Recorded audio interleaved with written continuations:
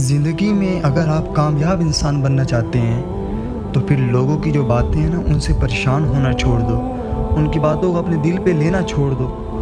کیونکہ یہ لوگ کبھی کسی سے راضی نہیں ہوتے۔ اور دوسرے نمبر پہ کامیاب آپ نے ہونا ہے، انہوں نے نہیں ہونا،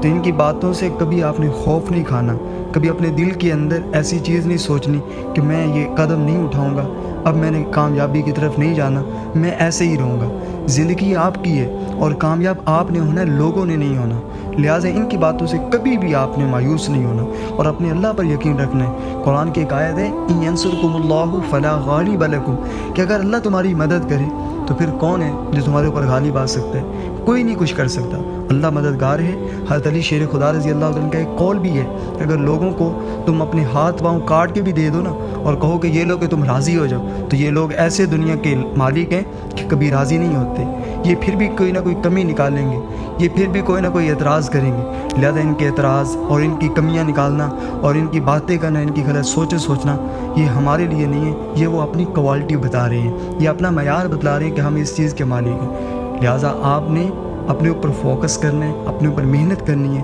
اور ایک کامیاب انسان بن کر ان لوگوں کو دکھلانا ہے جو تمہارا تماشا دیکھنے کے لیے بیٹھے ہوئے تھے، جو چاہ رہے تھے کہ یہ کہیں گرے میدان میں اور ہم تالیاں بجا کے اس کے اوپر ہنسی مذاق کریں۔ آپ نے ان لوگوں کو بتانا ہے کہ یہ لوگ میں کامیاب ہو گیا ہوں۔